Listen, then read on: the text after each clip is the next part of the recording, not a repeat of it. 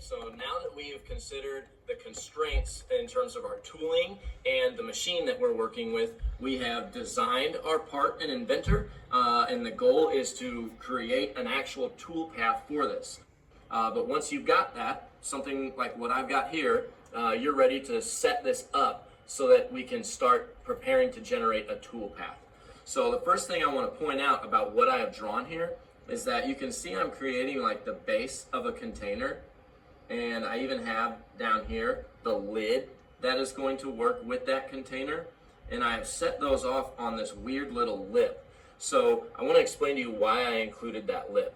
I only did that for the purposes of this being our introduction to milling, to better illustrate that when I create this container, that's not the totality of what stock I'm starting with. Like, I have a whole block here that I'm going to be cutting away, and the container will be contained within this block. So that lip is just to help. Roger, could you come to the office, please?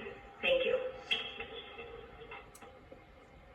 So this lip is just to help illustrate that there is additional stock beyond the container itself. So just wanted you to understand that before we even get into it.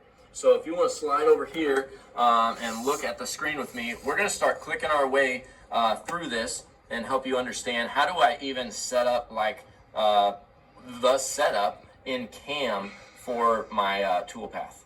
So the first thing we're going to do is go up here to our CAM tab.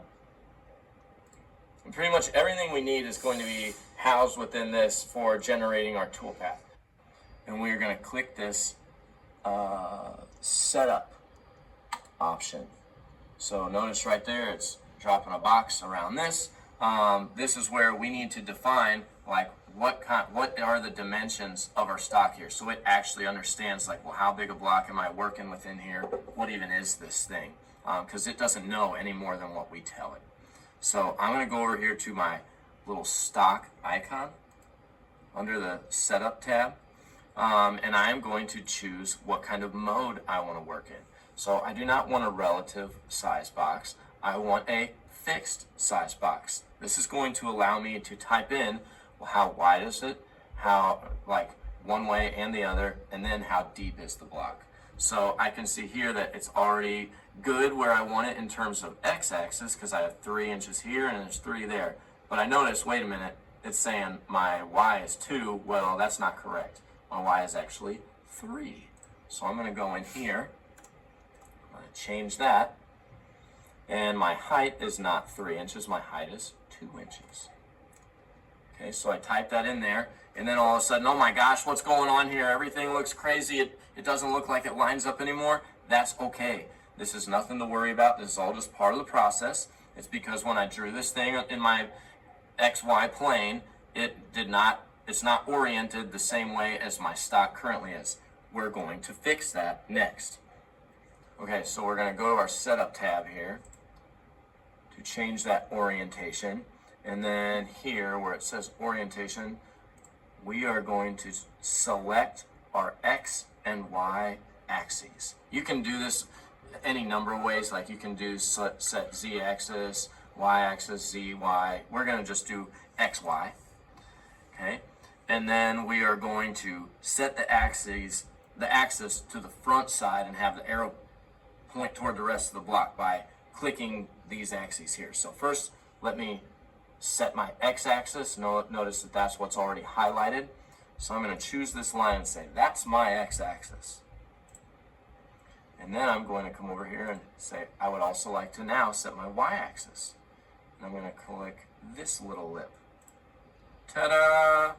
Okay, so now we are generally oriented. We flipped the box to fit the way we've designed it.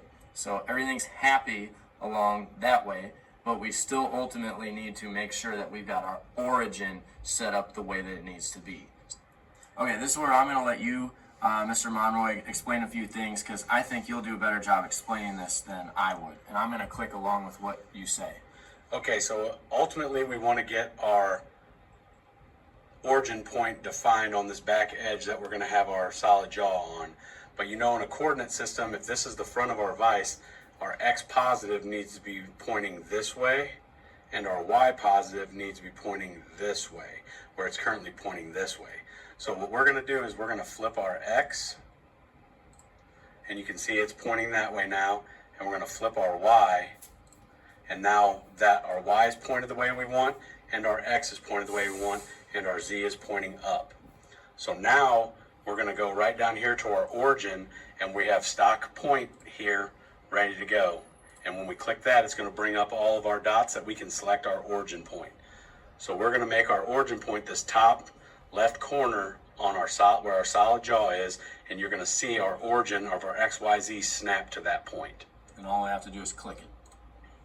All right, so now you can see we have a Y positive, we have an X positive, we have our Z right there where we want to zero out our part. So at this point, all we need to do is type in a little name for our program, and that's where we're going to go over here to our post process. Okay, this is ultimately what's going to be the name of your tool path that you're going to generate, like your program itself.